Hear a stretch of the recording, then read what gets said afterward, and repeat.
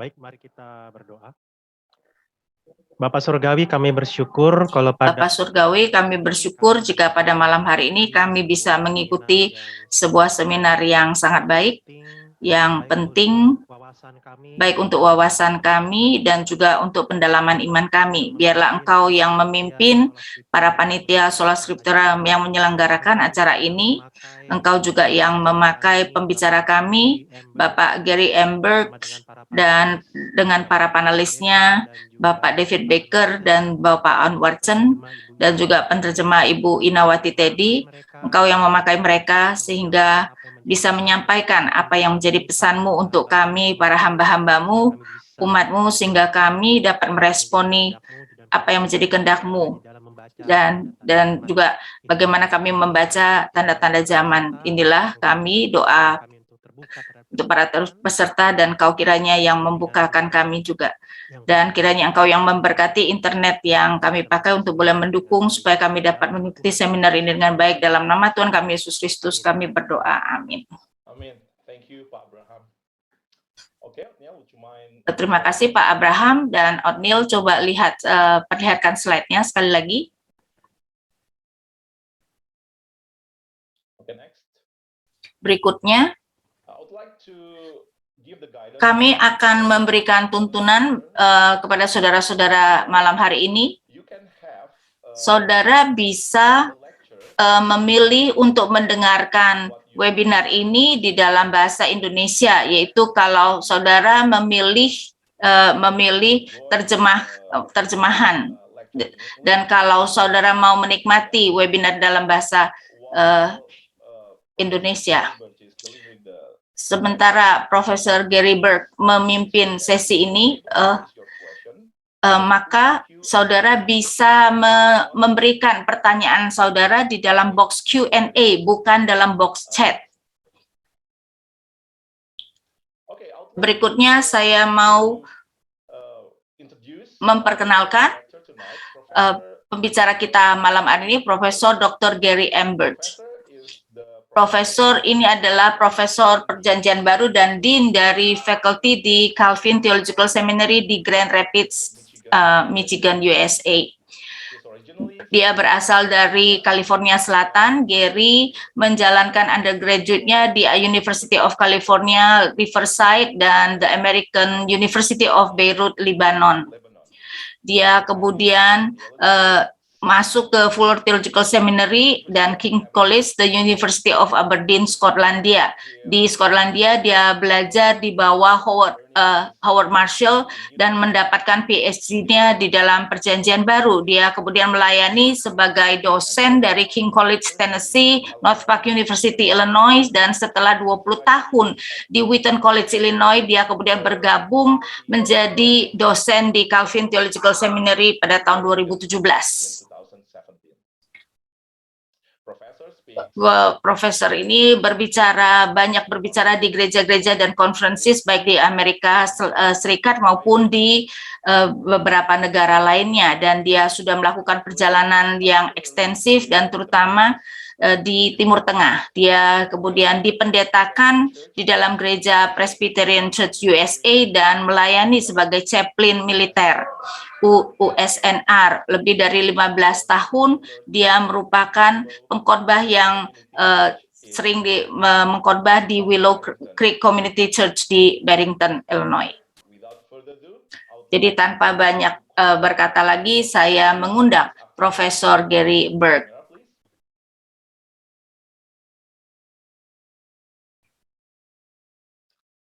Okay, hello, Professor. Halo, Profesor Berg. Hi there, Carlo. Good to be with you. Hai there, Carlo. Senang bertemu dengan saudara. Saudara bisa, Dr. Berg, kita bisa melihat mengenai surveinya. Jadi kebanyakan dari kami itu dari Indonesia bagian barat, dan kemudian beberapa dari mancanegara. Ya, jadi dan kira-kira ada 50% dari yang pernah mengikuti webinar dan belum pernah mengikuti webinar. Dan bisa lihat juga pertanyaan yang diberikan dari Profesor Berg Jadi maka kebanyakan responden mengatakan memilih menghormati negara Israel sama dengan negara-negara lain. Ya, pilihan yang pertama. Dan kita bisa melihat bahwa yang lainnya ada persentasenya. Terima kasih untuk surveinya. Apa kabar, Profesor? Jam berapa di sana? About 10 minutes after 8 in the morning. Ini di sini kami jam 8:10. It's a little bit early, but it's fine. Sedikit agak pagi, tetapi tidak apa-apa. There in Indonesia. Ya, sedangkan di Indonesia sudah malam. Terima kasih untuk waktumu dan tanpa banyak berkata, silakan. I'm going to share my screen. Jadi saya akan men-sharekan screen saya sehingga saudara bisa kemudian melihat. My screen. Ya, jadi saya harapkan saudara bisa melihat screen saya. That should work out pretty well for you. Well, it is a great opportunity. Adalah sebuah kesempatan yang baik bagi saya untuk bisa bersama dengan saudara pagi ini atau malam ini dimanapun saudara berada, dan luar biasa memikirkan bahwa ada setidak-tidaknya 300-an orang yang pertama kali kemudian mengikuti webinar Sola Scriptura. Jadi kami harap bahwa ini hanyalah permulaan saudara dan saudara akan bisa menghadiri banyak webinar nantinya. Topik yang akan kita bahas adalah sebuah topik yang kontroversial, bahkan ketika kamu memikirkan mengenai politik dan sejarah dari Israel dan Palestina, maka kita tahu beritanya ada di seluruh dunia, dan banyak orang berpikir ini adalah kisah epik karena sebenarnya ketika ada bom di Yerusalem, maka saudara juga akan membacanya di Yerusalem. Kalau ada bom di Kairo atau Istanbul, saudara mungkin tidak akan mendengarkannya di Jakarta. Dan itu adalah karena orang kemudian melihat relasi ini sebagai sesuatu yang penting dan lebih dari yang lain. Salah satu hal yang membuat ini begitu menarik adalah ini adalah konflik yang masalah di dalam dunia yang banyak sekali lapisannya. Pertama ada masalah politiknya, kemudian ada masalah sejarahnya, dan juga ada sebenarnya masalah teologinya. Orang-orang Yahudi yang mempunyai teologinya sendiri mengaplikasikan teologinya ke dalam konflik ini. Islam yang kemudian juga mempunyai teologinya yang sendiri juga sama, begitupun juga orang Kristen juga sudah melakukannya, memakai Alkitab untuk melihat masalah ini. Dan percakapan yang akan kita lakukan pada hari ini bukan merupakan percakapan antara Kristen dan orang Yahudi, juga bukan merupakan percakapan antara orang Kristen dan Islam. Ini adalah percakapan untuk gereja. Ini adalah percakapan di antara orang Kristen, karena kita sebagai orang Kristen di dalam gereja sudah melihat hal-hal yang membingungkan ya dalam pengajaran-pengajaran yang mengenai topik ini. Jadi apa yang saya akan lakukan hari ini adalah memberikan outline beberapa hal yang paling mendasar yang perlu kita ketahui ketika kita memulai melihat hal ini mungkin untuk pertama kalinya. Bagi saya sudah tertarik mengenai ini sudah lama sekali, hampir selama karier profesional saya. Setelah saya menyelesaikan college saya kemudian pergi ke Beirut, Lebanon, dan di sana saya studi di universitas yang besar. Saya mempelajari Islam dan politik di sana, dan setelah itu saya kembali ke Beirut sering sekali, dan sebagai hasilnya saya menuliskan buku ini yang sudah diterjemahkan dalam bahasa Indonesia. Dan ini memberikan saudara ide mengenai pengalaman saya mengenai konflik ini. Dan saya juga akan memberikan introduksi teologinya. Jadi saudara bisa melihat bahwa saya sudah terlibat dalam hal ini untuk waktu yang lama. Salah satu hal yang kita akan lakukan adalah kita akan memberikan outline untuk diri kita sebagai orang Kristen, dan kita mau bertanya apa yang menjadi pertanyaan atau masalah biblika mengenai topik ini. Dan kemudian salah satu pertanyaan teologi atau hal teologi yang perlu kita pikirkan adalah ketika kita melihat masalah ini di dalam gereja. Saya juga sangat senang sudah mengkoleksi ya banyak sekali foto. Ya, saudara bisa melihat beberapa foto di sini, tetapi sayang sekali ini adalah jenis foto yang kemudian kelihatannya mewakili keseluruhan negeri ini. Dan tapi saudara harus ingat bahwa ada orang-orang baik di dalam kedua belah pihak. Dan kita perlu memikirkan secara benar siapa mereka. Yang saya pertama-tama mau lakukan adalah mau memulai dengan sebuah kasus studi. Ada sebuah desa yang dekat Hebron. Jadi ini sedikit selatan dari Yerusalem. Saudara bisa melihat di petanya. Hebron mempunyai beberapa desa Palestina dan salah satunya disebut Halhul. Dan ya, saudara bisa melihat desa Halhul di peta, dan ini adalah desa yang kecil dan mungkin hanya beberapa ribu orang, dan ini adalah desa Islam. Dan orang-orang di Halhul sudah tinggal di sini kira-kira 1000 tahunan. Jadi saudara bisa bayangkan ketika misalnya pada perang salib kemudian orang-orang Kristen datang dan menyerang nenek moyang daripada residen sekarang. Halhul juga adalah sebuah kota yang tidak dihargai, yang diokupasi oleh Israel, dan mereka kemudian menolak. Dan jadi kita bisa melihat jalan-jalan di Halhul semuanya adalah bulldozer, dan untuk mengontrol populasi banyak sekali konflik yang terjadi di sini.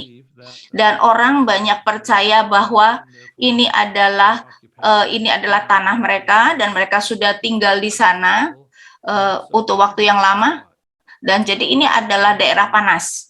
Dan kalau saudara adalah tentara Israel, Halhul bukan sebuah tempat yang saudara akan kunjungi. Dan saya mau supaya saudara membayangkan bersama-sama dengan saya seorang orang Yahudi yang kemudian diam di Halhul. Ya, katakanlah mungkin kita bayangkan mereka datang mengunjungi, atau mungkin kita bayangkan bahwa sebuah grup turis dari Indonesia dan mereka datang ke Halhul dan mereka berkata kepada penduduk Halhul, terima kasih untuk tinggal di sana, tinggal di sini, dan untuk menjaga Halhul untuk 1000 tahun.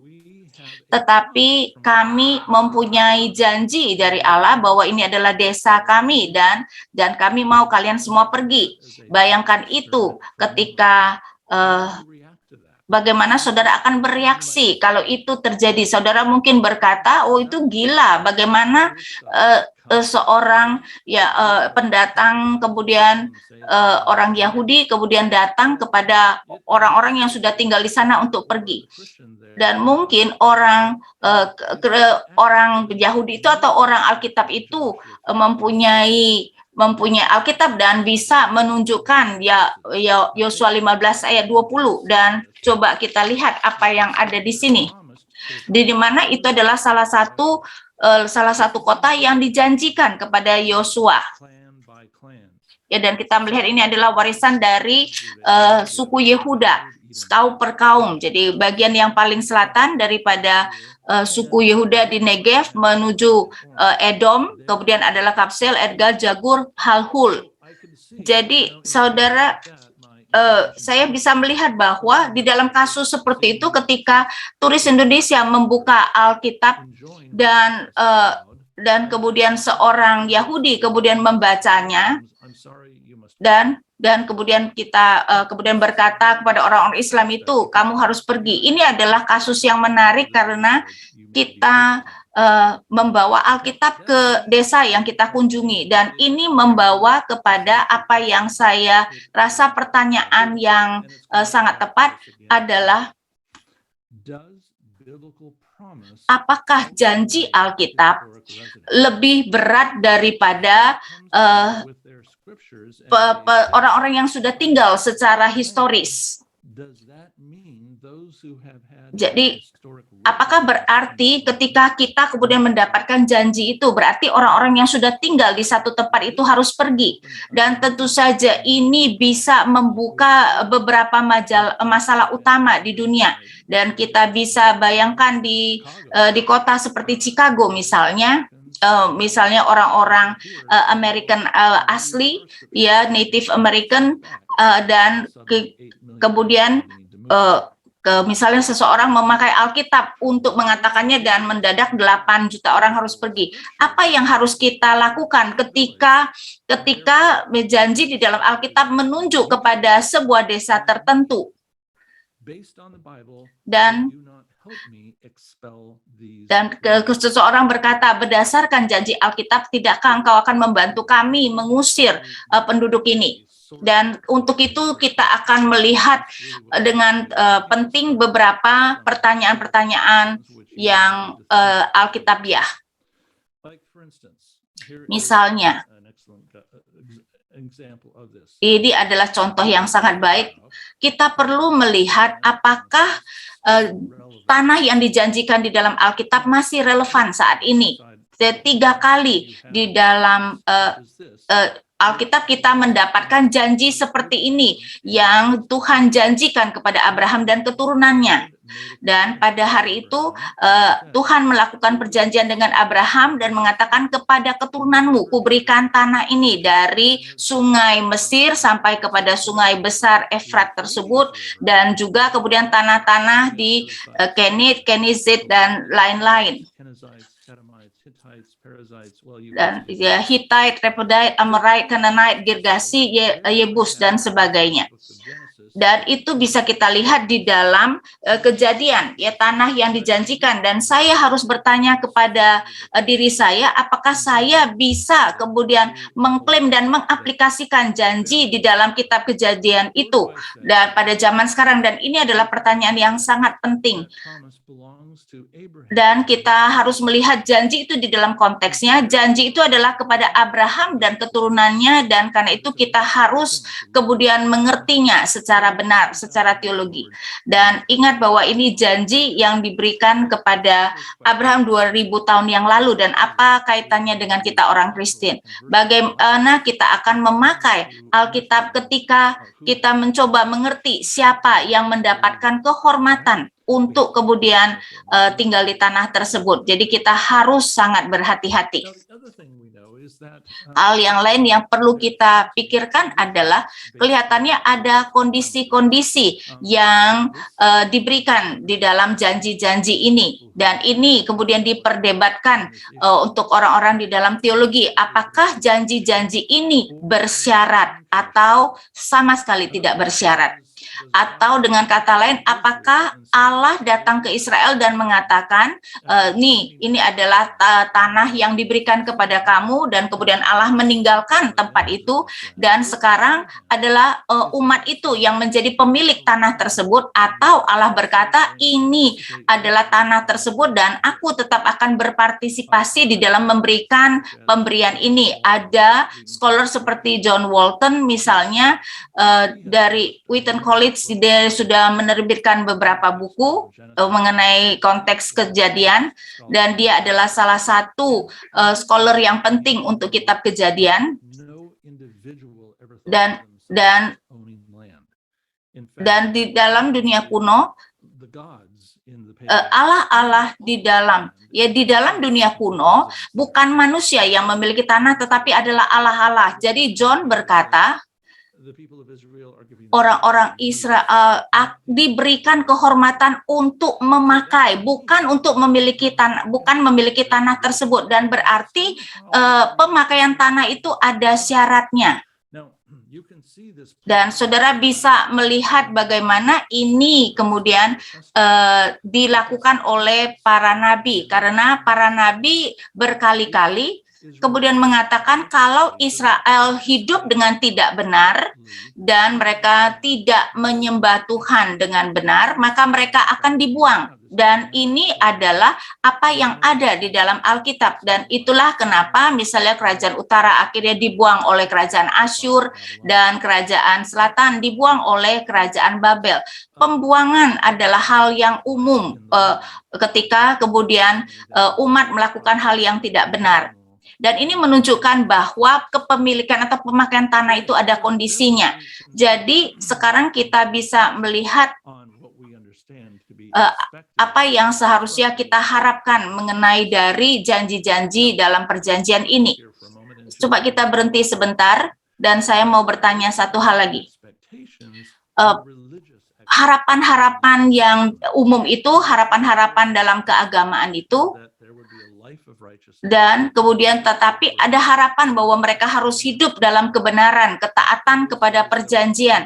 Dan di dalam zaman itu ada bait Allah dan juga persembahan korban. Dan ketika kita kemudian mengaplikasikannya ke dalam dunia modern, apa yang dan kita lihat adalah sekarang Israel itu adalah state sekuler. Ini adalah negara yang mungkin Abraham sendiri tidak akan kenali. Di dalam diskusi mengenai janji dalam perjanjian ini ada pertanyaan, tidakkah ini merupakan janji yang selama-lamanya? Ini janji diberikan kepada Abraham dan ini adalah janji yang permanen, tidak pernah akan dibatalkan.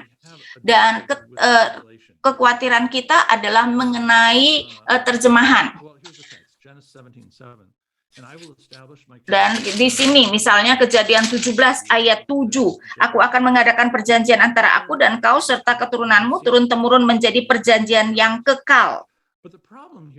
Tapi masalahnya adalah di dalam terjemahan modern kata Ibrani olam berarti perjanjian yang bertahan, yang sebenarnya bisa dibatalkan. Dan ini merupakan ide yang sangat penting. Banyak orang berpikir bahwa di dalam dunia kuno mereka tidak mempunyai pengertian kekal untuk selama-lamanya. Ya, jadi selama-lamanya.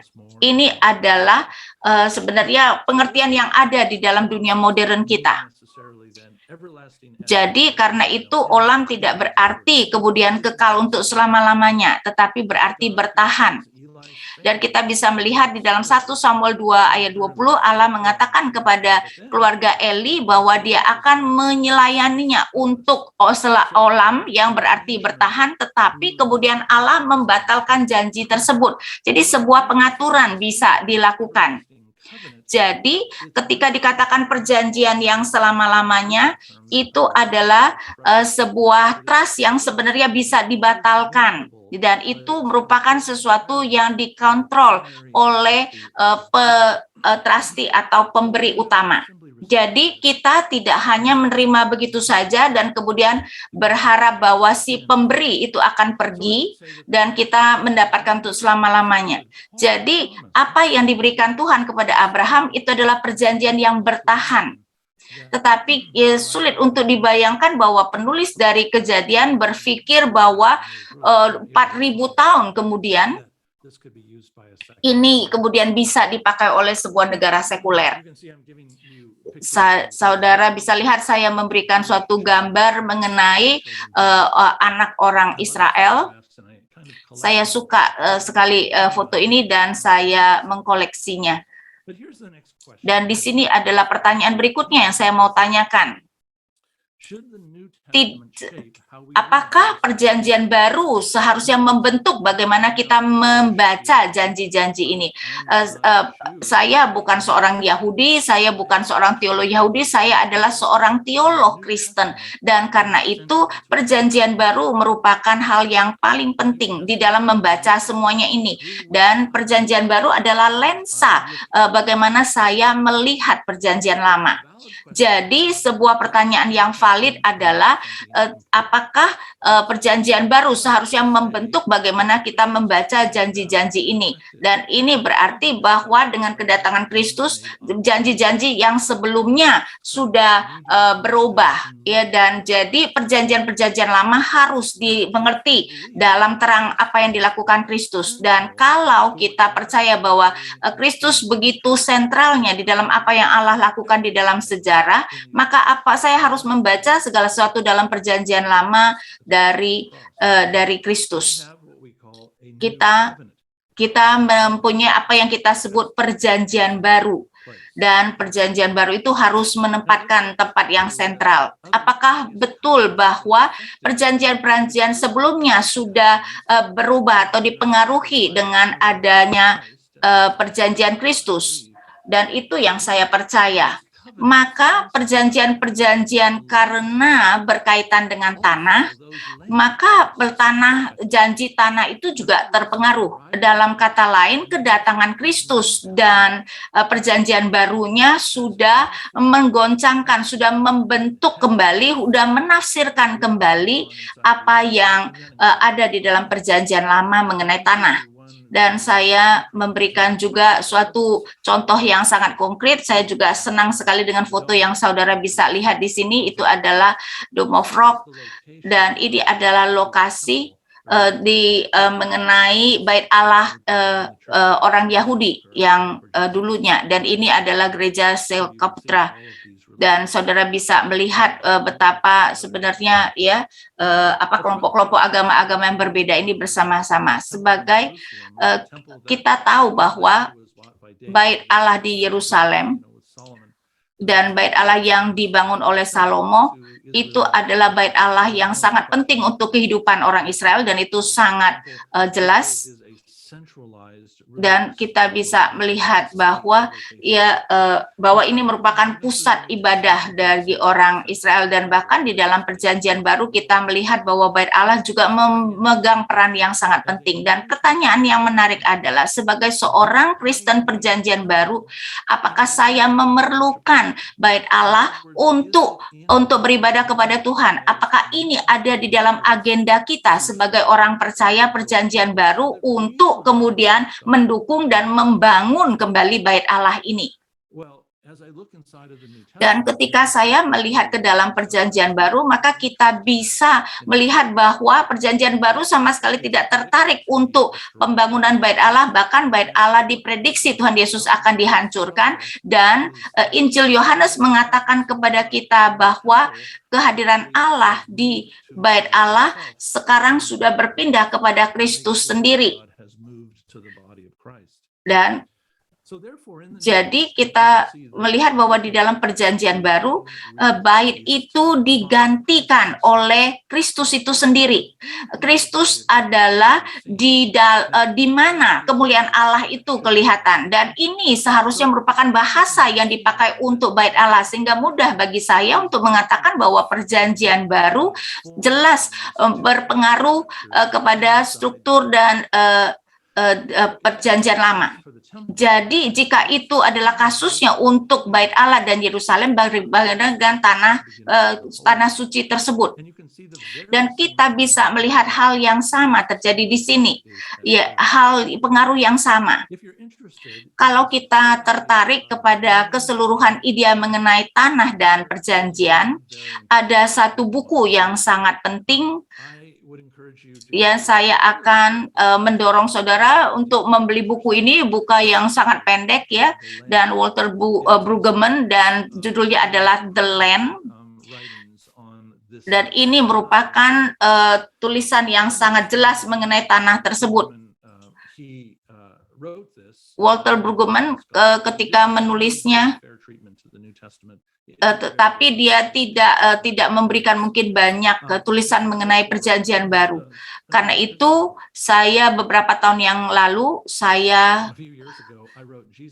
menuliskan Jesus and the Land, dan saya berkata kepada Brueggemann bahwa saya menuliskannya, dan dia, ya, dan ini adalah Jadi ini adalah apa yang saya lakukan yang mungkin belum banyak dilakukan oleh Brueggemann. Apakah pertanyaannya adalah apakah perjanjian baru mengacu kepada tanah suci tersebut? Jadi saya berikan contoh. Di dalam perjanjian lama, tanah itu sering sekali digambarkan sebagai kebun anggur. Bahkan Israel sering sekali digambarkan sebagai kebun anggur, sebagai pokok anggur. Jadi keseluruhan tanah suci itu adalah kebun anggurnya Allah. Dan karena itu kenapa Yesaya 5 kemudian ada pujian yang besar mengenai kebun anggur. Dan Yesaya berkata ketika Allah datang kepada tanahnya, dia melihat kepada kebun anggur tersebut untuk mendapatkan buah. Itulah kenapa Tuhan Yesus misalnya di dalam Markus 11 mengatakan atau memakai kebun anggur, sering sekali memakai perumpamaan mengenai kebun anggur, misalnya pemilik kebun anggur, kemudian orang yang menyewa kebun anggur, dan berapa sering kemudian pemilik kebun anggur mau mendapatkan sewa daripada kebun anggur, tetapi penyewa-penyewa itu kemudian tidak mau kemudian melakukan apa yang pemilik itu lakukan, dan pemilik kebun anggur itu kemudian mengirimkan anaknya. Dan ini adalah Yesus sedang menceritakan kepada kita mengenai perumpamaan yang ada di dalam Yesaya. Dan ketika Yesus mulai berbicara tentang mengenai pokok anggur dan cabang-cabangnya, dan dia juga kembali membayangkan tanah suci itu sebagai kebun anggur. Dan Yesus berkata, sebenarnya tidak banyak pokok anggur, tapi hanya ada satu pokok anggur, dan itu adalah aku. Jadi pertanyaan yang harus saudara tanyakan adalah, apakah saya ditanamkan di tanah kudusnya Allah, tetapi pertanyaannya adalah apakah saya dicangkokkan ke dalam pokok anggur tersebut. Kebun anggur itu adalah tanah perjanjian tersebut, dan pokok anggur adalah Yesus sendiri, dan kita harus dicangkokkan kepada Yesus. Dan ini semua berbicara mengenai gambaran di dalam dunia perjanjian baru, ya, dan Yesus memberikan komentari mengenai tanah tersebut. Dan ada beberapa pertanyaan teologi yang mensintesiskan, dan saya mau supaya kita melihat beberapa saat mengenai hal-hal ini. Ketika kita melakukan pertanyaan-pertanyaan teologi, bagaimana saya bisa melihat apa yang ada di dalam Alkitab, dan kita memberikan kehidupan kepada apa yang dinyatakan di situ. Saya berikan contoh. Jika betul bahwa semua diskusi ini mengenai perjanjian ini, bagaimana saya mengerti perjanjian yang sudah Israel nikmati dengan perjanjian Kristus dengan gereja. Saya memikirkan apa yang kita sebut sebagai teologi perjanjian. Saya memberikan ilustrasi. Ketika saya berbicara tentang teologi perjanjian, saya bisa berkata bahwa hanya ada satu perjanjian. Ya, saudara bisa melihatnya bahwa kehidupan di dalam perjanjian lama, kehidupan dengan zaman Abraham dan kemudian Musa, dan itu adalah perjanjian-perjanjian lama, dan saya mau mengatakan dengan kedatangan Kristus, maka semua yang sudah datang sebelumnya sudah menjadi usang, dan karena itu perjanjian baru di dalam perjanjian baru yang mendefinisikan umat Allah, dan ini merupakan sesuatu yang penting di dalam. Dan kalau kita misalnya masuk ke dalam gereja kuno, misalnya gereja Ortodoks Yunani di Timur Tengah, kita bisa melihat jendela-jendela yang kemudian dihiasi, dan kita bisa melihat juga kisah-kisah mengenai perjanjian lama, dan kita Dan tentu saja banyak teman-teman Yahudi saya tidak suka dengan itu dan mengatakan, bagaimana dengan kita kami yang tidak menerima Kristus? Apakah kami tidak lagi mempunyai masa depan bersama dengan Allah? Apakah Allah tidak tertarik lagi kepada kami? Nah, perjanjian baru tentu saja sangat mempengaruhi pandangan itu.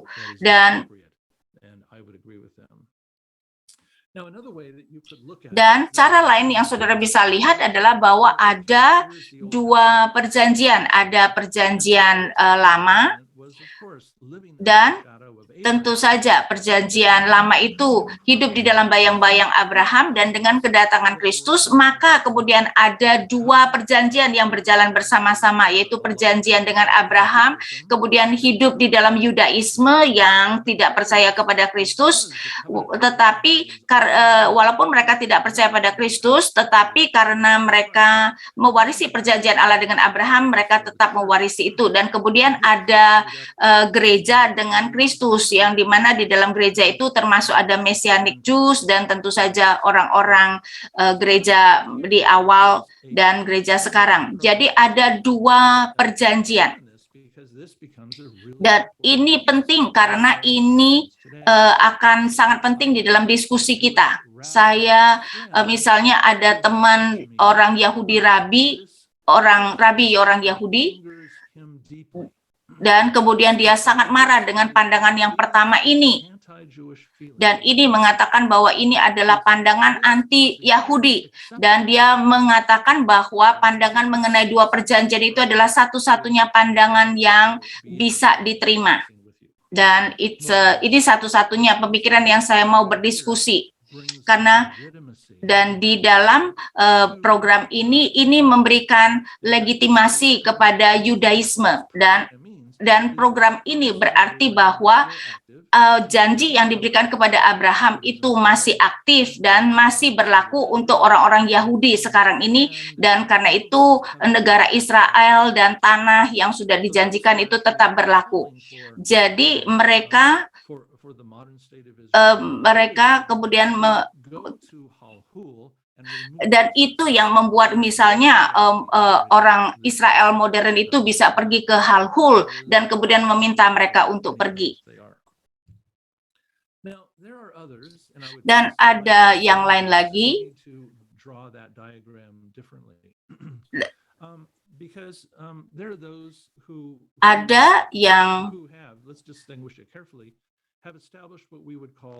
Ada yang kemudian meneguhkan apa yang kita sebut replacement theology, teologi pengganti, di mana melihat kepada kehidupan perjanjian Abraham dan melihat bahwa ada discontinuity, ketidaksinambungan dengan perjanjian Mesias. Dan ini yang disebut sebagai teologi pengganti. Jadi kalau kamu di pihak lain ada yang disebut sebagai teologi penggenapan, fulfillment teologi. Dan kalau kita ingat, janji kepada Abraham itu bukan hanya bahwa dia akan mendapatkan tanah dan keturunan, tetapi bahwa Abraham juga akan menjadi agen atau saluran berkat bagi dunia. Jadi perjanjian Allah dengan Abraham itu penting, dan yang yang dimengerti di dalam teologinya adalah adanya kesinambungan dari perjanjian Abraham kepada perjanjian Mesias. Jadi ini merupakan perjanjian Yahudi karena orang Kristus adalah Yahudi, orang Paulus adalah Yahudi, orang gereja mula-mula adalah Yahudi. Jadi ini kemudian disebut sebagai komunitas mesianik. Jadi benar-benar ada kesinambungan antara perjanjian Allah dengan Abraham dengan perjanjian mesianik. Jadi kita bisa melihat banyak sekali hal yang dipelajari melalui perjanjian Allah dengan Abraham, dan bahasa-bahasa yang dipakai kita bisa melihat bahwa program Allah untuk seluruh dunia adalah di dalam penebusan Israel ada kesukuan, ada lokal secara lokal, sedang Dan Allah kemudian memakai apa yang disebut Yudaisme. Tetapi di dalam perjanjian mesianik, maka kita melihat bahwa sekarang penebusannya adalah penebusan dunia, bukan hanya Israel. Jadi ini sekarang bersifat universal dan global. Dan perbedaan yang saya berikan di dalam screen ini sangat penting untuk saudara mengerti, karena perjanjian mesianik atau komunitas gereja mengerti bahwa penebusan dari dunia itu merupakan sesuatu yang universal dan global, dan orang Kristen mengerti bahwa orang Kristen tidak perlu lagi memegang kepada adat istiadat Yahudi. Jadi saudara mungkin adalah orang Yunani, Romawi, saudara bisa ada di Indonesia dan saudara tetap menjadi orang Indonesia, tetapi saudara mempunyai iman di dalam Kristus. Dan ini merupakan penting sekali, jadi memisahkan antara iman dengan budaya. Dan kalau kita melihat kepada Yudaisme sekarang, kita bisa melihat bahwa identitas budaya mereka itu sangat melekat pada iman mereka. Jadi kita melihat ini sebagai apa yang terjadi di dalam program Allah. Dan kita bisa melihat bahwa ini semua akan ketika Kristus kemudian datang kembali, dia akan kemudian menggenapi semuanya ini. Bagaimana pertanyaannya dengan orang-orang Yahudi yang tidak percaya kepada Kristus? Apa yang terjadi pada mereka? Ingat, di dalam replacement theology mereka akan dibuang, ya. Dan mereka dianggap sebagai aktor yang sudah meninggalkan panggung. Dan itu sering dianggap sebagai antisemitisme. Dan sekarang di sini Paulus mempunyai harapan bahwa orang-orang itu, orang-orang Yudaisme, karena Allah menghargai bapak-bapak leluhur mereka, maka mereka itu jadi mereka itu dihormati, sehingga kita bisa melihat bahwa tidak ada antisemitisme sama sekali. Di dalam Roma 11 diharapkan bahwa mereka semua nanti akan masuk ke dalam komunitas gereja di bawah Kristus. Dan saya bisa melihat bahwa itu kemudian akan terjadi. Semua Israel akan diselamatkan. Saya melihat ini sebagai sesuatu yang terjadi pada akhir daripada akhir zaman. Ada para ahli lain yang misalnya N.T. Wright yang percaya bahwa semua Israel akan diselamatkan karena penginjilan yang dilakukan oleh orang Kristen. Jadi saudara harus memutuskan sendiri bahwa ada harapan di dalam teologi Paulus, mengharapkan bahwa orang-orang Yahudi yang tidak mengenal Kristus yang tetap akan memegang peranan karena bapa leluhur mereka itu dikasih oleh Allah. Jadi saudara bisa melihat bahwa apa yang kita lihat itu adalah masalah-masalah teologi. Dan kemudian pertanyaan yang bagus, ketika saya berpikir tentang Yudaisme, apakah Yudaisme memiliki teologi yang terus-menerus signifikansi hari ini? Saya tidak berbicara tentang politik. Saya tidak bicara tentang negara Israel, saya berbicara tentang masalah teologi. Ketika saya memberikan chat sebelumnya, saudara bisa melihat bahwa ya, Yudaisme itu penting. Penting di dalam sejarah dunia dan penting ketika kita memikirkan identitas kita sebagai orang Kristen. Kita itu sepupu dengan seluruh orang Yahudi. Jadi ada signifikansi teologinya.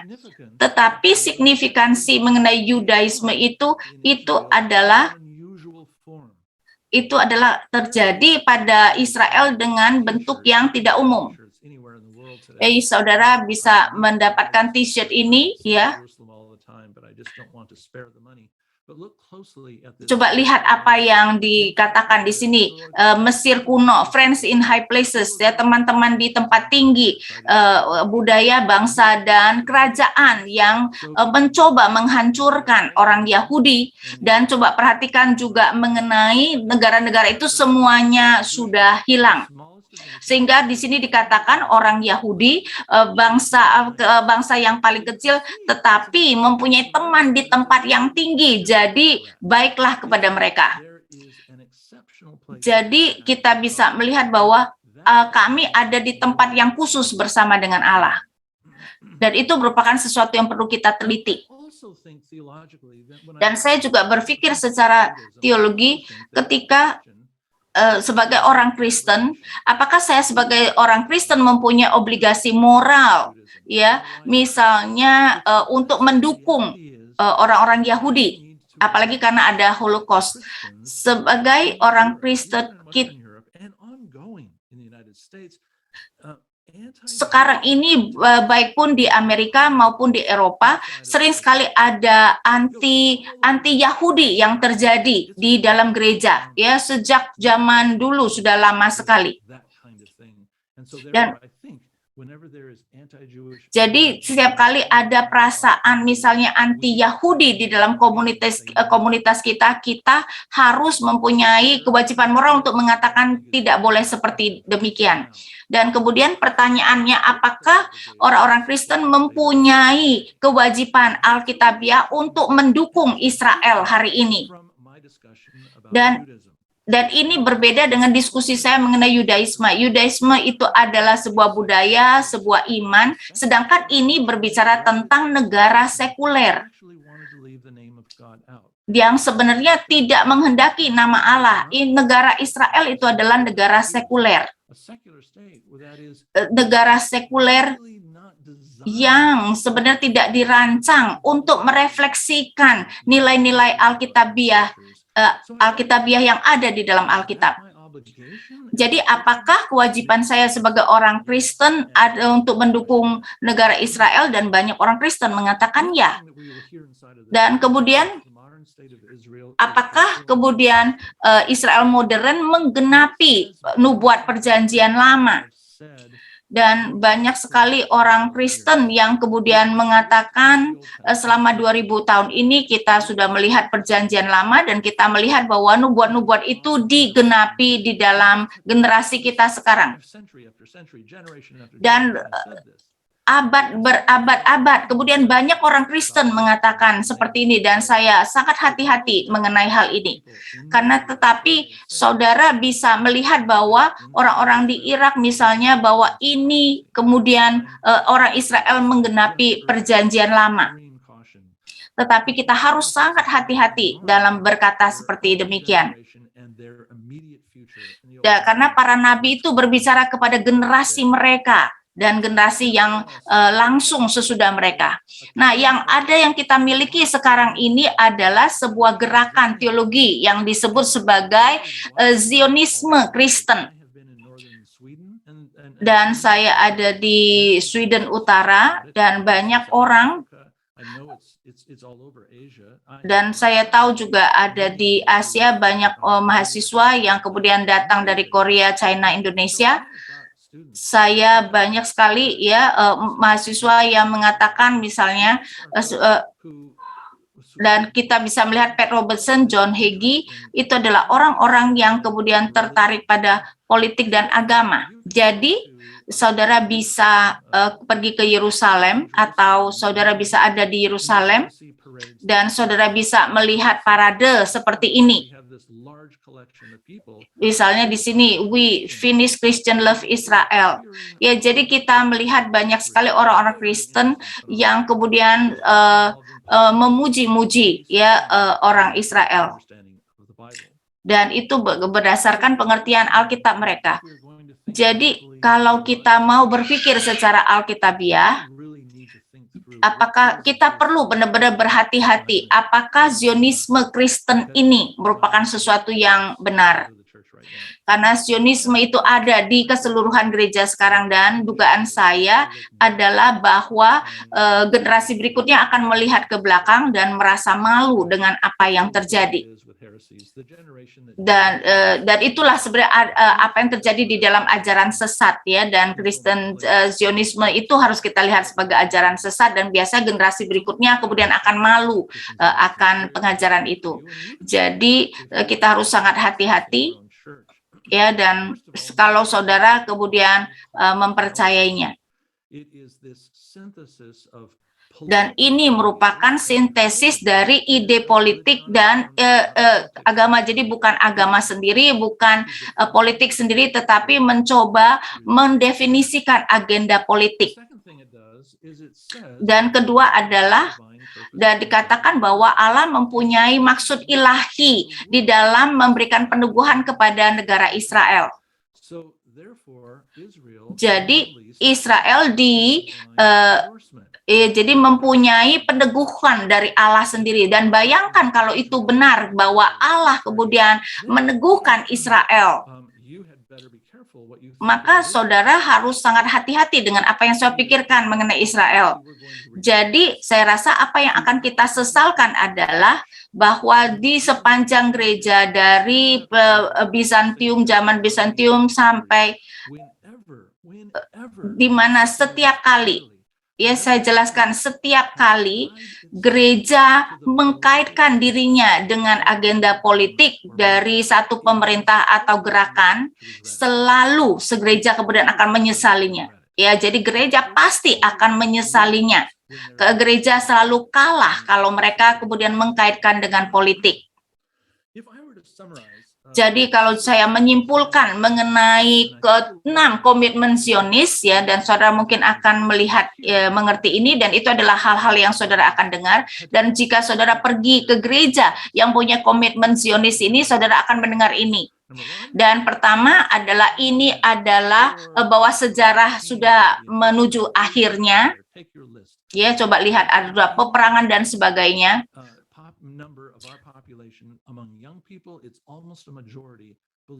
Kebanyakan orang muda, ya, terutama anak muda, percaya bahwa gereja itu atau sejarah itu sekarang menuju akhirnya.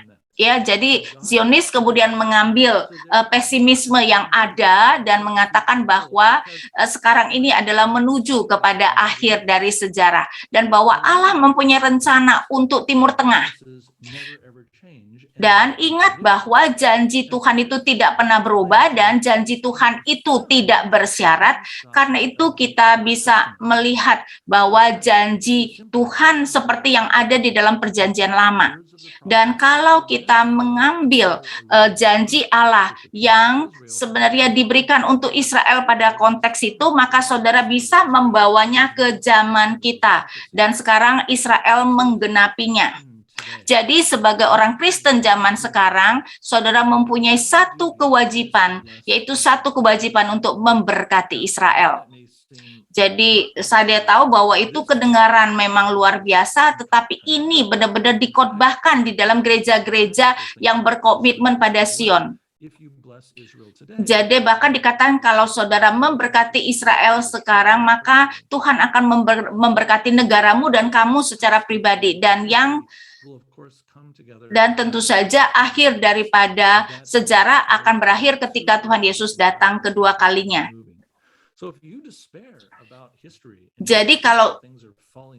Jadi kalau saudara kecewa dengan sejarah, jangan khawatir, Allah sedang bekerja. Bukti ada di Timur Tengah, bukti ada di Israel bahwa Kristus akan datang kembali. Dan Israel akan ditegakkan kembali. Ini adalah 6 yang merupakan komitmen utama Zionis, ya, dan saudara bisa melihatnya seperti demikian. Dan ini semua datang dari mana? Ini sebenarnya berakar kepada apa yang kita sebut eskatologi dispensasi. Jadi saya mau supaya saudara melihat mengenal ini. Jadi ketika Israel itu dilahirkan kembali sebagai negara pada tahun 1948, ya maka perhitungan waktu itu dimulai. Jadi mungkin saudara juga pernah melihat bahwa akan ada gereja akan di-rapture, ya, diangkat, dan ada tribulasi di bumi selama 7 tahun, dan itu akan diklimakskan dengan adanya peperangan, dan kemudian Kristus akan kembali, dan kemudian Kristus akan memberikan penghakiman, dan kemudian ada kerajaan 1000 tahun yang merupakan kerajaan damai. Dan saudara pernah melihat diagram ini? Dan saya berpikir bahwa kebanyakan saudara mengerti akan timeline ini. Ini timeline yang sudah diberikan kepada gereja, ya, dan ini timeline ini sudah berumur 100 tahun. Dan ini sebenarnya adalah struktur yang sangat spekulatif bagaimana nanti sejarah akan berakhir, dan banyak sekali masalah seperti di dalam gambar ini. Dan pertanyaan terakhir saya adalah, ketika saudara berpikir secara teologi, ketika saya mengunjungi sebuah negara dan saya akan senang kalau bisa datang ke Indonesia, saya belum pernah datang. Sebagai seorang Kristen, maka pertanyaan pertama saya selalu haruslah, bagaimana tubuh Kristus di sini? Bagaimana dengan saudara-saudara seiman saya di sini? Apakah mereka bisa hidup dengan baik? Apakah mereka dianiaya? Bagaimana saya bisa mendukung? Dan saya tidak mau terlalu tertarik kepada nubuat-nubuat. Saya mau melihat bagaimana kehidupan daripada saudara-saudara seiman saya. Dan di Palestina banyak orang Kristen. Karena itu seharusnya apapun yang saya lakukan secara teologi, saya menginginkan bahwa saudara-saudara seiman saya bisa kemudian hidup dengan baik. Jadi kita sampai pada akhirnya, jadi ada 6 ide yang penting. Ketika setiap kali saya berbicara mengenai subjek ini, saya mau supaya pendengar saya sangat jelas mengenai 6 ide penting ini. Yang pertama, kita harus mengerti bahwa Yudaisme telah menderita. Dan kita melihat kerajaan Israel atau negara Israel itu sebagai byproduct daripada itu. Dan kita, orang-orang Kristen juga merupakan suatu yang sudah komplisit di dalam penderitaan ini. Ide kedua yang besar adalah Kristen dan Yahudi adalah keluarga. Kita sebenarnya berbagi legacy yang mulai dengan Abraham, Yesus, Paulus, dan gereja mula-mula yang semuanya adalah orang Yahudi. Dan di dalam Roma 9-11, Paulus mengingatkan orang-orang non-Yahudi untuk hidup dengan bersyukur, bukan dengan kesombongan. Dan ini penting karena mudah bagi orang Kristen menjadi anti-Yahudi. Yang ketiga adalah saya mau supaya kita jangan membiarkan eskatologi kita yang sempit kemudian membatasi atau mempengaruhi etika kita. Kita harusnya lebih tertarik kepada kehidupan moral dan kebenaran. 95% dari apa yang nabi-nabi katakan adalah soal hidup dalam kebenaran, dalam keadilan. Tetapi suara-suara nabi itu sekarang sudah tidak didengarkan lagi. Yang keempat, kita melihat bahwa kedamaian tidak dapat dicapai tanpa keadilan. Ya, sehingga dalam hal yang sama kita melihat kita tidak mungkin mendapatkan kedamaian di Timur Tengah tanpa keadilan. Karena itu berarti kebutuhan yang paling mendasar dari kedua sisi harus dihargai. Tapi kita tidak bisa hanya berdoa saja tanpa melakukan apa-apa dan berpikir semuanya itu akan terjadi.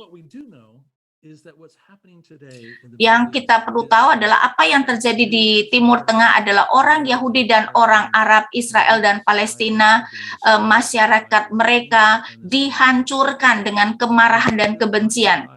Dan ketika Israel kemudian mengambil alih Palestina, sebagian dari Palestina, ya, dan itu menghancurkan daerah tersebut, ya, dan kita harus kemudian mempunyai belas kasihan.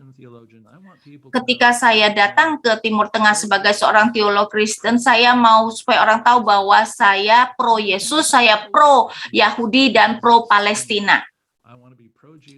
Ya, jadi saya mau pro Yesus, pro Israel dan pro Palestina. Dan ini berarti saya harus mempunyai keberanian moral untuk berbicara kepada semua pihak dengan suara yang penuh kasih. Dan ini adalah Pope Benedict XIII, di mana dia kemudian berdoa di tembok rantapan, dan dia berdoa untuk kedamaian Yerusalem. Ketika saudara berdoa untuk kedamaian Yerusalem, berdoa juga untuk keadilan Yerusalem, ya. Karena dua aspek ini, kedamaian dan keadilan, itu sangat terikat satu dengan lainnya. Saudara tidak bisa meminta yang satu tanpa yang satunya. Jadi terima kasih untuk kesabaran saudara. Saya tahu bahwa ini saya harus stop, ya, dan saya berharap bahwa ini berguna bagi saudara, memberikan pemikiran-pemikiran baru.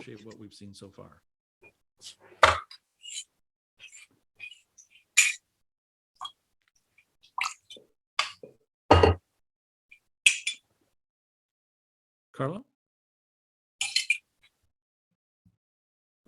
Thank you, Dr. Birch. Terima kasih, Dr. Birch. And I see Untuk several- kuliahnya, saya melihat ada beberapa pertanyaan. Baker, apa kabar? Please speak louder and closer to your microphone. Ya, tolong lebih mendekat. Ya, apakah sudah lebih baik sekarang? Yes, ya, udah jelas. Okay. So Dr. Baker is in Cambridge, United Kingdom. So Ya, jadi Dr. Geber ada di Cambridge, UK. Ya, jadi kita dari seluruh dunia nih. everyone puts the place, you know, like myself in Jakarta. Ya, jadi saudara bisa melihat bahwa kami menunjukkan tempat kami, seperti saya dari Jakarta, Pak Anwar Chen dari Jakarta, Dr. Birch dari Michigan, USA, dan Dr. Baker itu dari I Cambridge. would like to introduce our two Dan saya mau memperkenalkan dua panelis kita pada hari ini. Yang pertama adalah Dr. David L. Baker, PhD. Dr. Baker mendapatkan PhD-nya dari University of Sheffield di UK, dan dia adalah lecturer di Biblical Study di All Nations Christian College di United Kingdom. Sebelumnya, Dr. Baker pernah mengajar di STT HKBP dan Pematang Siantar, dan juga STT Jakarta dan Trinity Theological College di Perth, Australia. Panelis kedua kita adalah Dr. Anwar Chen. Dia mendapatkan PhD-nya dari University of Cambridge, UK, di Biblical Studies, dan dia merupakan ketua Departemen Penerjemahan di dalam Lembaga Alkitab Indonesia, dan dia merupakan pendeta di Gereja Kristen Protestan Indonesia, GKPI. Jadi, apa kabar, Dr. Anwar? Saya tahu bahwa kamu baru kembali dari Papua, jadi kami berdoa untuk trip ke sana untuk menerjemahkan Alkitab. Jadi sekarang kami meminta Dr. Baker untuk berespon pertama-tama kepada apa yang sudah Gary Birch berikan. Terima kasih, Dr. Birch. Saya menghargai, saya melihat teks-teks yang diberikan, sangat menghargai. Saya juga mempunyai kopi daripada buku saudara, dan saya sudah membacanya sebelumnya. Dan terima kasih untuk presentasi yang jelas hari ini. Saya menghargai bahwa saudara memulai dan saudara mengatakan bahwa ada orang-orang baik di kedua sisi, ya, baik di Israel maupun Palestina, dan itu merupakan poin yang sangat baik untuk kita ingat. Dan seperti juga pada kasus-kasus yang lainnya, kita mau mengecam, ya, tindakan-tindakan tertentu dari kedua belah pihak di dalam konflik ini. Saya sangat menghargai survei Biblika saudara.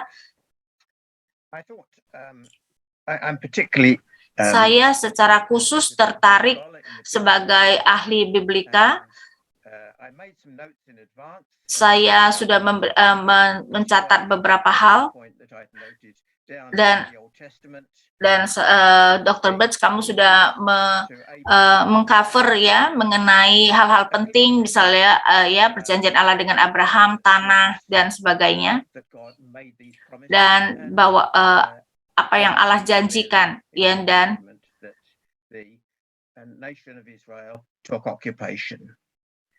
bicara juga mengenai negara Israel. Dan kemudian poin kedua yang kamu garis bawahi adalah bahwa janji yang diberikan itu conditional, ya, ada syaratnya, dan ini adalah salah satu hal yang penting ya untuk melihat kedua sisi dari perdebatan ini. Saya rasa jika kita membaca Pentateuch ya, kelima kitab Musa, maka sangat jelas dan bahwa perjanjian itu bersyarat, dan orang-orang umat sudah diperingati di sana, walaupun ini adalah tanah yang diberikan oleh Allah, tetapi kalau mereka tidak memegang perjanjian tersebut, Allah kemudian akan membuang mereka. Dan juga poin di dalam kitab Imamat di mana Profesor Birch juga mengatakan bahwa Allah tetap menjadi pemilik dari tanah tersebut. Israel itu hanya penyewa. Dan kita juga mendapatkan gambaran di dalam perjanjian baru ya mengenai penyewa-penyewa itu bisa diusir keluar.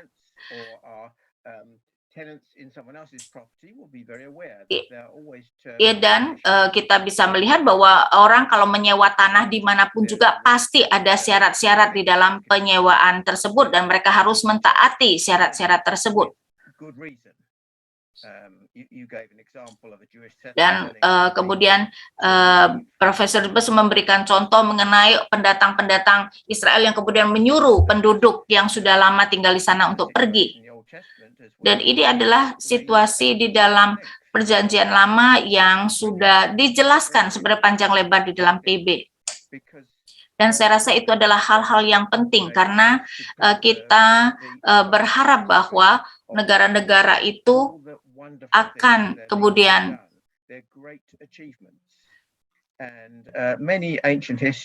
dan kita bisa melihat bahwa di dalam sejarah kuno dia melakukan juga ya bahwa negara itu kemudian memelihara umatnya, dan menarik bahwa di dalam PL bahwa para nabi-nabi itu kemudian juga memberikan catatan-catatan mengenai ketidaktaatan Israel kepada perjanjian, dan dijelaskan bahwa mereka kemudian dipaksa untuk meninggalkan tanah tersebut dan mereka dibuang karena mereka tidak taat. Jadi ini sangat membantu.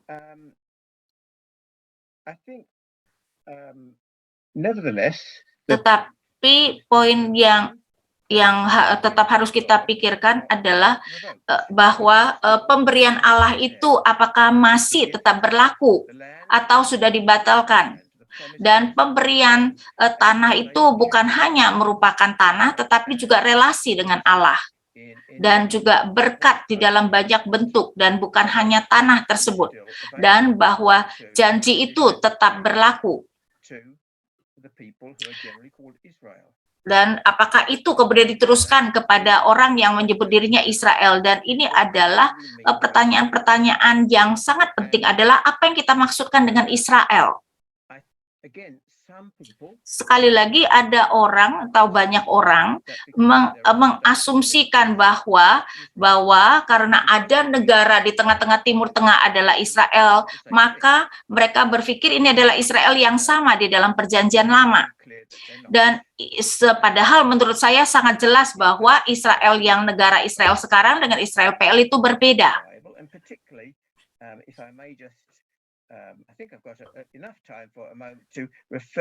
Dan saya juga mau melihat beberapa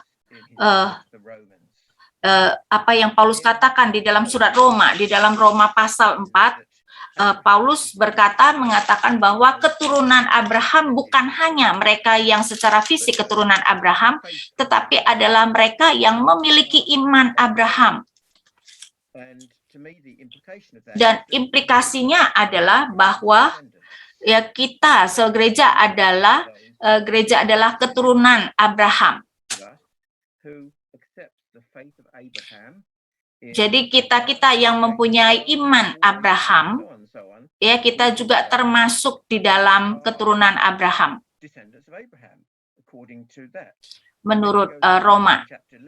Dan kemudian di dalam pasal 11 Roma kemudian mengatakan bahwa kita orang Kristen itu bisa dicangkokkan ke dalam umat Israel. Dan ini adalah apa yang disebut sebagai Israel yang diperbarui, dan saya rasa merupakan peneguhan kepada apa yang Profesor Birch katakan. Dan tapi saya juga mau supaya Profesor Birch bisa memberikan komentar. Jadi Israel itu adalah umat Allah, mereka yang ada di dalam perjanjian bersama dengan Allah, termasuk keturunan fisik maupun keturunan rohani dari Abraham yang mempunyai iman Abraham. Dan ini bukan sesuatu yang otomatis.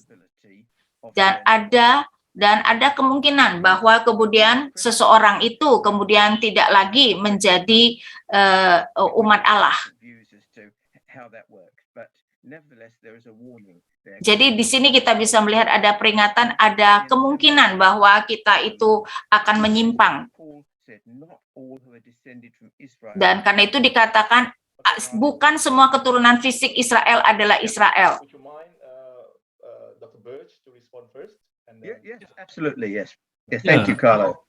Yeah, Sure, and I'll be brief because Ya, saya akan memberikan singkat. So I think David, Jadi David, saya berpikir Anda benar. Terima kasih untuk komentar saudara.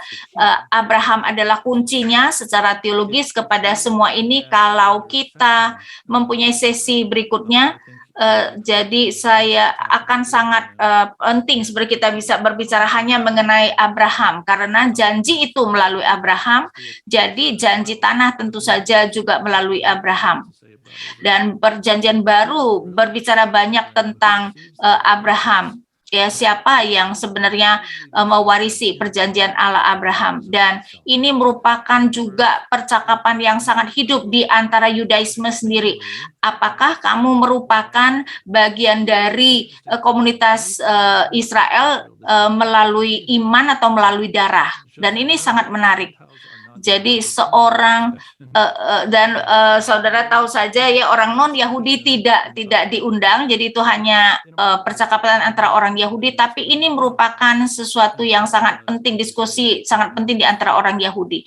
Dan di dalam perjanjian baru Paulus kemudian mengatakan bahwa ini adalah komunitas rohani, dan kalau kamu tidak mempunyai iman Abraham, bagaimana kamu kemudian bisa mewarisi semua itu? Jadi ya, saya sangat berterima kasih dengan apa yang Dr. Baker katakan.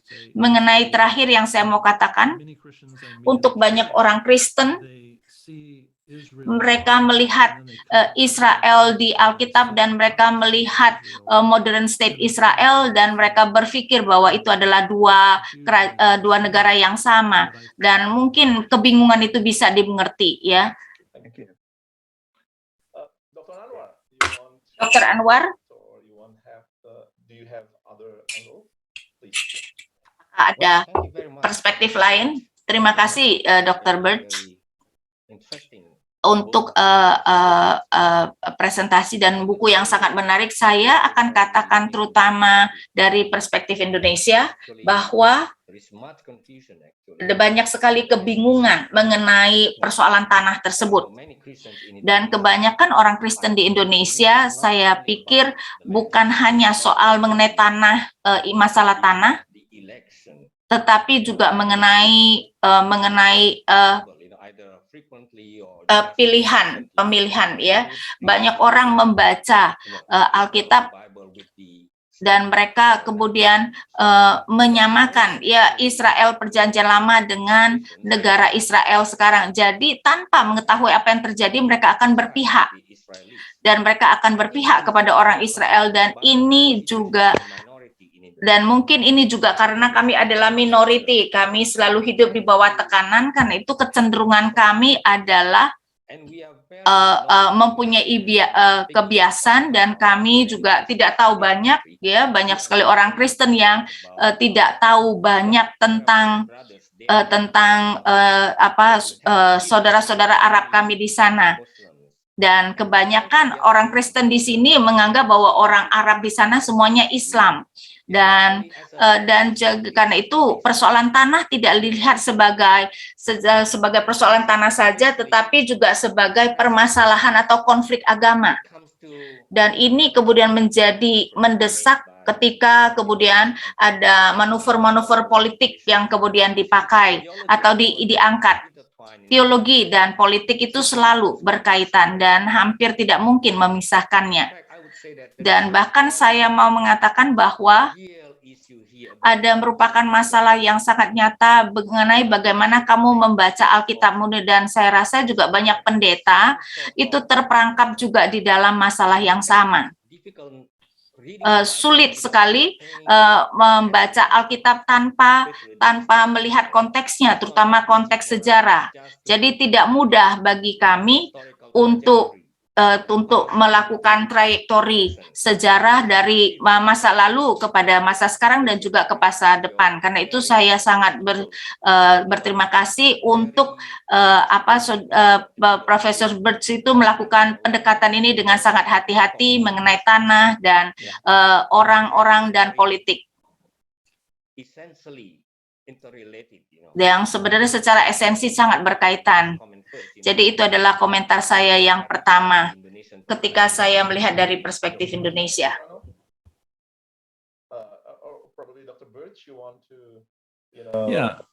Respond to Dr. our explanation. Apakah Dr. Birch kamu mau berespon? Iya, terima kasih untuk komennya yang baik dan juga insight-nya. Saya setuju bahwa dan menarik bagi saya adalah di seluruh dunia sebenarnya saya temukan, dan hal yang menyedihkan saya, ini bukan hanya masalah intelektual saja, tetapi ini kemudian saya akan mengatakan ini adalah masalah magical. Dan di Kejadian dikatakan bahwa Allah memelihara Abraham dan keturunannya, dan mereka yang diberkati Abraham akan diberkati, dan yang mengutuk Abraham akan dikutuk. Dan orang sering sekali mengambil ayat itu di dalam gereja mereka sendiri dan mengatakan bahwa jika saya mengirim uang ke Israel, memberkati Israel, aku akan makmur. Bangsa-bangsa mempunyai perspektif seperti demikian, gereja mempunyai perspektif demikian, umat secara pribadi mempunyai perspektif demikian. Jadi seperti ada kuasa magis, ya. Jadi kalau aku melakukan ini, Allah akan secara otomatis memberikan aku berkat. Dan bagi saya itu menyedihkan, ya. Karena itu adalah pengertian Alkitab yang salah. Dan pengertian yang salah tentang bagaimana Allah berkarya. Kita masih punya waktu. Dr. Baker, apakah mau menambahkan sesuatu mengenai masalah teologinya? Satu hal yang saya ingat adalah ketika Paulus mengatakan tidak semua yang keturunan Israel adalah Israel, dan hanya anak-anak perjanjian yang merupakan anak Israel, dan itu bisa dilihat sebagai sesuatu yang sangat penting. Ketika orang Kristen melihat Israel dan mengatakan kamu adalah Israel, tetapi bukan benar-benar Israel, dan saya rasa itu adalah sesuatu yang sah dari Paulus.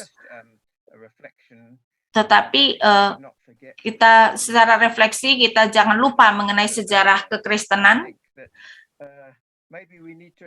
Dan mungkin kita juga perlu mengatakan bahwa tidak semua orang yang menyebut dirinya Kristen adalah orang Kristen. Ya, seperti ketika terjadi perang salib, mereka dalam nama Kristus kemudian membunuh begitu banyak orang. Mereka membawa tanda salib, tetapi saya tidak akan mengasosiasikan diri saya dengan mereka. Dan kita tidak seharusnya mengasosiasikan tindakan mereka dengan kekristenan. Jadi, kalau kita kritis terhadap negara Israel, di mana kita seharusnya bersikap kritis, karena tindakan-tindakannya belum banyak ketidakkonsistenannya, dan kita melihat di dalam konteks perjanjian, kemudian mengenai umat Allah, dan kita perlu kemudian bersifat kritis terhadap gereja-gereja Kristen. Sangat menarik, Dr. Baker. David, salah satu hal yang membingungkan para pembaca dari Perjanjian Baru adalah adanya ya pernyataan-pernyataan yang keras dari ketika Paulus mengatakan bahwa tidak semua Israel adalah Israel. Dan kita harus ingat bahwa Paulus bukan orang non-Yahudi yang berbicara tentang Yahudi. Dia adalah orang Yahudi yang berbicara tentang umatnya sendiri. Dan para ahli sudah bisa masuk kepada tulisan-tulisan Yahudi dan melihat bahwa salah satu fenomena di dalam orang-orang Yahudi pada periode itu adalah secara konversasi internal, di mana percakapan internal mereka atau perdebatan internal mereka bisa sangat keras. Ya, jadi itu adalah antara Yahudi dengan Yahudi, dan orang-orang Yahudi yang di abad pertama yang tinggal di sana, mereka mempunyai perspektif yang bersama. Dan yang Paulus lakukan adalah Paulus itu berani kemudian menyempitkan untuk melihat siapa yang benar-benar adalah umat Allah. Dan saya misalnya berbicara kepada orang yang tidak pernah ke sinagog dan kemudian apa urusanmu atau kaitanmu dengan Abraham? Dan saya rasa orang-orang di gereja kita yang mungkin karena kebiasaan di mana mereka itu tidak sebenarnya menjalankan iman yang benar kepada Kristus, dan saya rasa fenomena itu terjadi di seluruh dunia di dalam gereja. Saya rasa orang-orang itu tidak seharusnya kemudian berpikir mereka berada di bawah berkat Allah kalau mereka tidak menjalankan kehidupan dengan benar. Begitupun juga dengan negara Israel. Oke, Dr. Anwar, ketika mendengar percakapan dan perdebatan antara orang Kristen,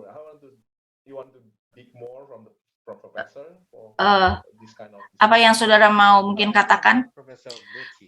Apa Profesor Burke tekankan adalah sangat-sangat penting, yaitu bahwa kepemilikan dari tanah tersebut, ya, itu adalah perjanjian yang bersyarat. Ya, jadi prinsip keadilan, dan kita bisa membacanya di dalam Taurat. Jadi saya rasa banyak orang Kristen di Indonesia, entah kenapa, tidak memperhitungkan dengan serius bahwa prinsip-prinsip etika ini. Oh ya, mereka Israel.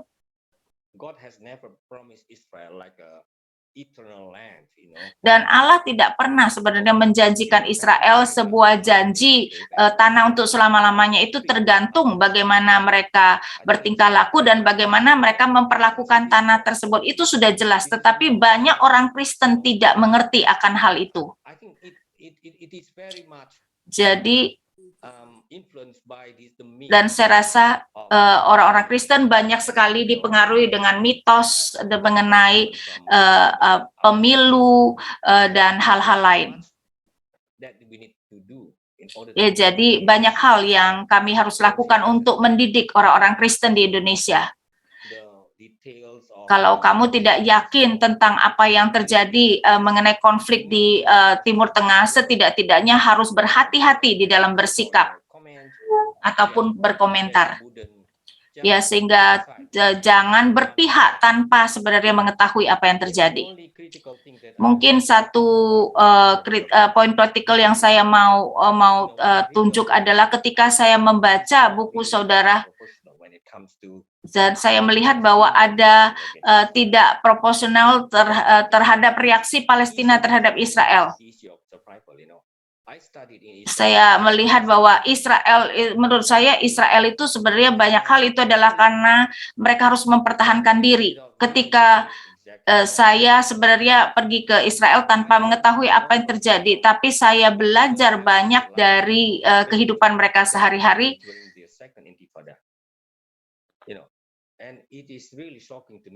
Dan sangat mengagetkan saya.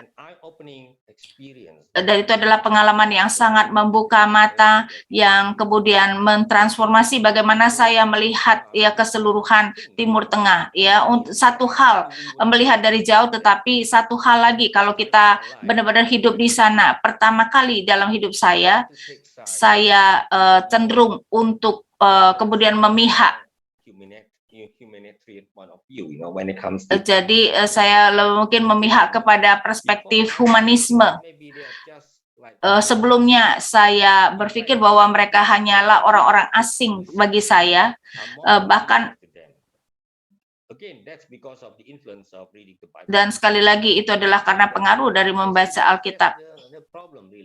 Jadi itu yang menjadi masalahnya. Jadi berbicara tentang sentimen, pembiasan, dan sesuatu yang mungkin ya reaksi kita secara tidak sadar. Oke, kita harus stop memberikan Profesor Birch untuk mengenai hal-hal yang dapat kami lakukan sebagai orang Kristen, dan kemudian juga mengenai proporsi dalam buku Dr. Birch. Ketika ketika menulis sebuah buku sangat sulit untuk menunjukkan ya, jadi orang selalu mengatakan ini seimbang atau tidak seimbang, dan itu memang tidak mungkin untuk menyenangkan semua orang.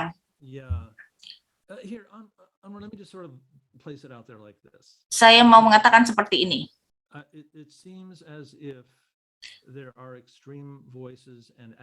Dan kelihatannya ada suara-suara yang ekstrim ya, baik di Yahudi maupun Palestina. Dan apa yang kita cenderung lakukan adalah kita sering sekali mengeneralisasi, oh semua orang Yahudi dan semua orang Palestina seperti ini, tapi tidak bisa demikian. Dan ketika kita kemudian mengerti dan kita kemudian mulai melihat bahwa di dalam sebuah negara bahwa 90% dari orang-orang di sana tidak seperti itu. Ya, seorang teman berkata kepada saya sudah memikirkannya selama beberapa tahun, dia berkata,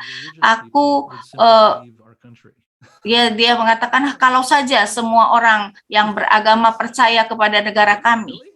Dan saya berkatakan, yang benar. Karena orang yang setia kepada Allah, mereka datang ke negeri ini dengan agenda politik, apakah itu Kristen, apakah Yahudi ataupun Islam, dan kemudian mereka mempolarisasi keseluruhan negara itu karena iman mereka tidak membawa kepada kedamaian dan keadilan, tetapi iman mereka membawa kepada kemarahan, dan itu membuat saya sedih. Jadi saya berharap bahwa kita seorang Kristen dikenal sebagai orang yang pembawa damai, ya dimanapun kita berada. Ya, jadi pembuat damai dan penegak keadilan. Well, I would agree and I would disagree. But that's pretty normal, I think. Yeah. But of course, I would agree mostly with what you said. Ya, jadi saya setuju kebanyakan dengan apa yang Dr. Birch itu katakan, bahwa karena kita mudah sekali terlalu mengeneralisasi, dan terutama kita di Indonesia. saya sering sekali sebenarnya bukan hanya mengeneralisasi tetapi kemudian menyalahgunakan ya, karena konflik di Israel itu sering sekali digambarkan sebagai konflik agama. That is quite powerful, as a maneuver to. Dan itu merupakan sesuatu yang itu sangat berguna di dalam pemilu ya. Dan menurut saya itu sebenarnya bukan konflik agama, tetapi sebenarnya itu adalah konflik politik. Pada dasarnya itu adalah sebenarnya pergumulan budaya mengenai tanah ya, sesederhana itu. Kalau kita hidup di abad yang berbeda, ya yang satu mungkin sudah menaklukkan yang lain.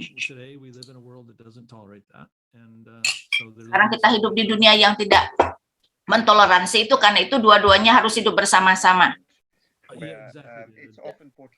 Ya, dan itu sebenarnya mirip dengan Irlandia Utara, sering sekali digambarkan sebagai konflik agama, padahal itu adalah politik, itu adalah keinginan untuk menguasai tanah. Dan keinginan pulau itu untuk menjadi satu, ya jadi sebenarnya agama membuatnya menjadi lebih bersemangat. More passionate, but it's essentially a political. Jadi pada akhirnya sebenarnya itu bukan soal konflik agama tapi politik. Ya, dan memang ketika saya memikirkan Palestina dan Israel, saya sering memikirkan mengenai Irlandia Utara. Dan kalau kita mengambil misalnya perbedaan Katolik dan Protestan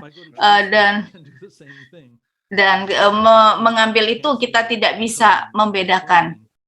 Dan kalau di Palestina, Israel juga, kalau kita sebenarnya melepaskan pakaian mereka, kita juga tidak bisa membedakan mereka. Jadi kita sudah waktunya untuk tanya jawab. Jadi tolong Dr. Baker dan Dr. Anwarson juga tetap ada.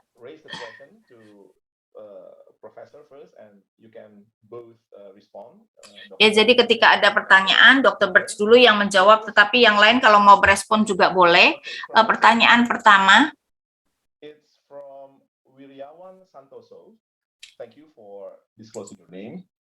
Professor. Dari Wiryawan Santoso, Pak Gary, apakah tepat bila dikatakan bahwa orang-orang yang percaya pada Yesus Kristus disebut juga Israel baru?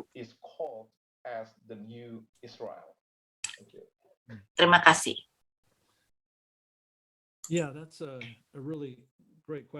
Ya, itu adalah pertanyaan yang sangat baik. Saya akan berbicara. Dan ini sering sekali membingungkan karena di satu pihak Israel yang baru itu sering sekali juga dipakai untuk sebuah entitas politik. Dan di dalam akhir dari surat Galatia, Paulus memang memakai Israel baru itu untuk gereja. Kita sebagai orang Kristen, sebagai pewaris dari Abraham, ya, jadi adalah Israel. Dan pertanyaannya adalah, siapakah orang-orang yang hidup yang menjalankan rencana Tuhan? Dan saya harus mengatakan bahwa itu adalah orang-orang Kristen, yaitu gereja. Apakah saya kemudian mau melekatkan Israel dengan gereja? Perjanjian baru mencakupi banyak sekali mengenai Israel, perjanjian lama dan gereja.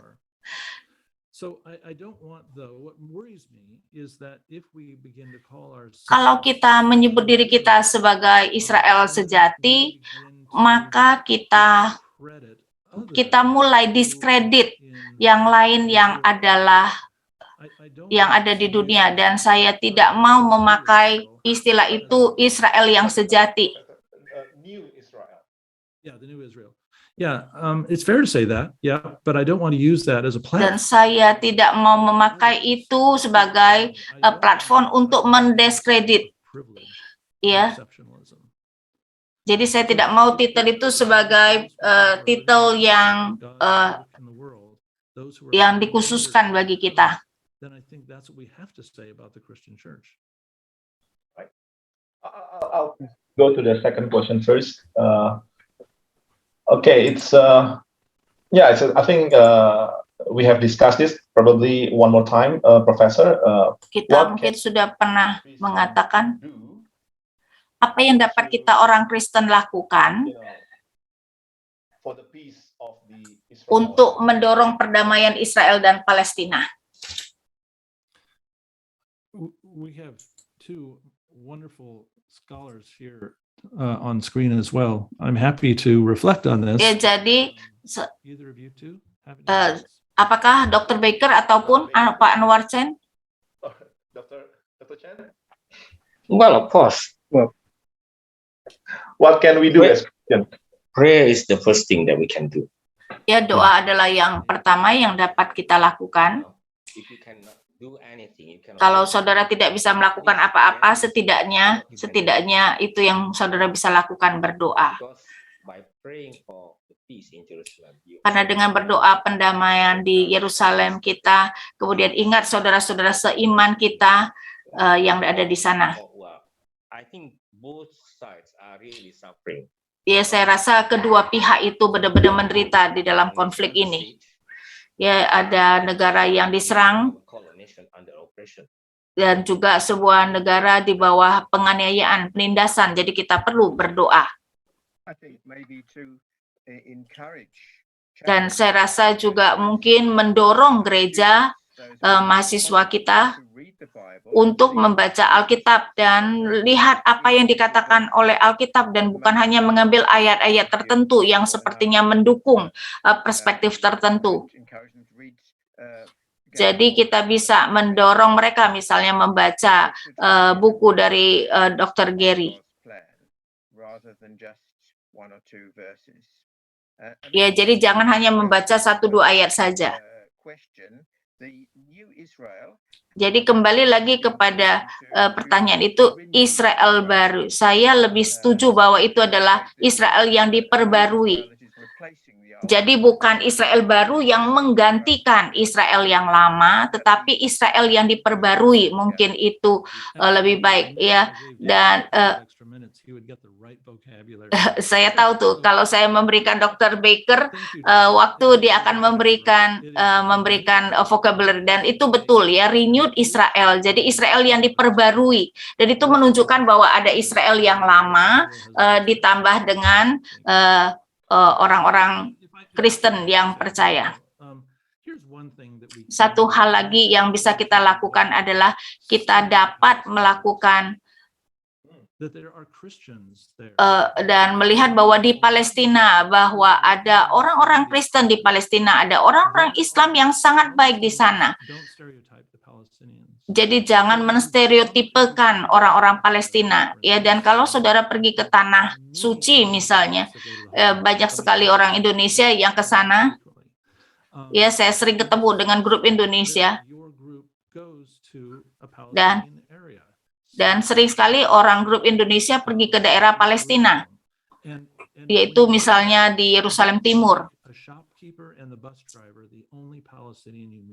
Ya, jangan hanya berjumpa dengan penjaga toko maupun bus driver yang orang Palestina, satu-satunya orang Palestina yang kamu temui, tetapi coba lakukan percakapan dengan orang-orang Kristen di Palestina di sana. Dan kalau kita berjumpa dengan orang-orang ya di perspektif apa saja, kita akan mempunyai perspektif yang lebih luas. Dan yang lainnya, ya bukan saja berdoa untuk mereka, berdoa bersama-sama dengan mereka, ya, sehingga kita bisa melihat bahwa kita sama-sama saudara seiman dalam Kristus. Saya membawa banyak sekali grup mahasiswa yang ke sana,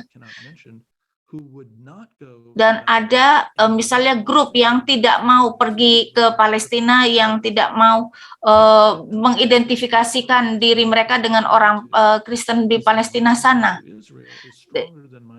dan dikatakan bahwa komitmennya ke Israel itu lebih tinggi daripada orang-orang Kristen Palestina, dan bagi saya apa maksudnya?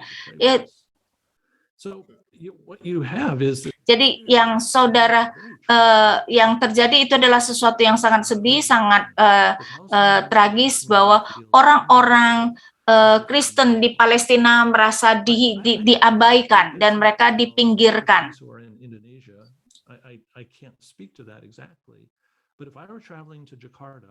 Dan bagi saya, kalau saya misalnya melakukan perjalanan ke Jakarta, bukan cuma tempat yang perlu saya kunjungi, tetapi saya mau berjumpa dengan saudara-saudara seiman yang di Jakarta. Ya, dan saya mau supaya kita berdoa bersama-sama. Thank you, Dr. Birch. Next question. This is about the Abrahamic covenant that you explored. Dan ini berbicara tentang perjanjian Abraham. Ini dari Rospita Sihaan. Jadi mengenai perjanjian Abraham dan perjanjian Mesianik di dalam slide yang diberikan.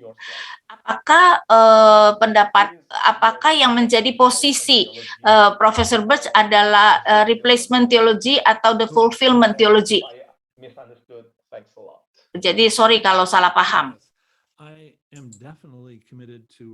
Saya berkomitmen kepada teologi fulfillment, teologi penggenapan. Ya, saya berkomitmen pada teologi penggenapan, tetapi setelah itu ada orang-orang yang melihat bahwa ada orang yang mengatakan, enggak, kamu tetap merupakan teologi pengganti, dan saya tidak setuju. Saya percaya pada teologi penggenapan karena saya melihat adanya kesinambungan antara perjanjian ala Abraham dengan Mesianik, dan ada pembaruan perjanjian tersebut. Dan juga ada, dan yang penting juga adalah bahwa saya melihat bahwa Israel itu masih merupakan bangsa yang penting di mata Allah. Dan suatu waktu ada seorang ahli Yahudi mengatakan bahwa bahwa baris itu atau perkataan itu merupakan hal yang penting. Karena kalau di dalam teologi replacement tidak ada tempat sama sekali untuk Israel, dan saya tidak setuju itu.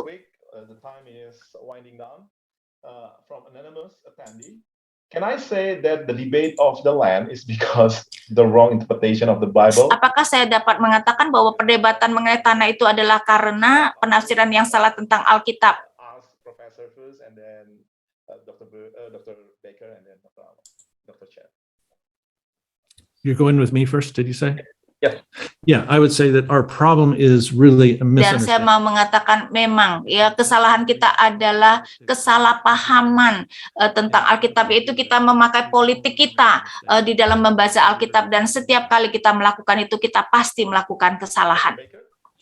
Dr. Baker? And I think just too simplistic interpretation. Ya, dan saya rasa sering sekali itu adalah terlalu penafsiran, terlalu sederhana, sering sekali yang kita lakukan. Dan misalnya, dan sering sekali kita berpikir hanya ada satu arti, padahal misalnya kata roh di dalam bahasa Yunani maupun Ibrani bisa berarti roh, bisa berarti angin. Jadi itu sangat penting ya, bahwa kita kadang-kadang mungkin terlalu sederhana mengambil satu kata, misalnya kata Israel, dan berpikir bahwa itu mempunyai arti yang sama.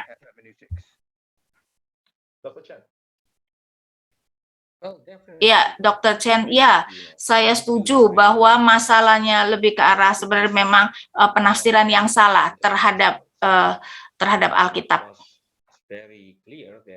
Karena sangat jelas bahwa di dalam banyak diskusi bahwa orang akan menafsirkan terutama berkat passage-passage yang penting, misalnya berkat Abraham. Saya pernah mencoba mencari komentar Indonesia yang baru diterbitkan di surat kabar di Manado, dan dikatakan seperti ini. Israel adalah umat kesayangan Allah. Allah sudah berjanji bahwa Israel akan diberkati. Tidak mungkin dia batalkan berkat-berkat. Tidak mungkin Allah batalkan berkat-berkat tersebut. The blessings. Bahkan Alkitab mencatat bahwa orang yang mengutuk Israel sebaliknya akan mendapat kutuk dari Tuhan. Ya, dan itu yang misalnya benar-benar dikatakan. Dan ketika kita menafsir Alkitab, kita tidak boleh hanya melihat dari satu sudut saja. Jadi saya selalu heran kenapa mereka selalu menafsirkan berkat Abraham hanya berlaku bagi negara Israel. Kenapa tidak misalnya ditujukan kepada misalnya keturunan Ismail? Karena semuanya adalah keturunan Abraham. Ya, dan menurut saya ini adalah konflik di antara saudara. Jadi saya sebenarnya ingin sangat tahu, walaupun memang saya melihatnya bahwa ini sering sekali sebenarnya berkaitan dengan politik. Ya, dua-duanya adalah keturunan Abraham. Jadi memang masalah penafsiran di dalam konteks sejarahnya dan juga implikasi hermeneutiknya perlu dipikirkan secara hati-hati. Dan ini tidak mudah. Sola Scriptura itu terus berbagi untuk mencoba ya menafsirkan secara benar. Saya mau menambahkan sedikit ayat di Kejadian 12 mengenai Allah memberkati Abraham di banyak bagian dunia. Itu juga sering sekali dikaitkan dengan Injil Makmur, kemakmuran. Dan berarti agenda Allah bagi saya adalah kemakmuran secara finansial. Jadi ini adalah kunci untuk Injil kemakmuran. Okay, thank you, Dr. Chen. Terima kasih, Dr. Chen. Segala tu pada jiwaku.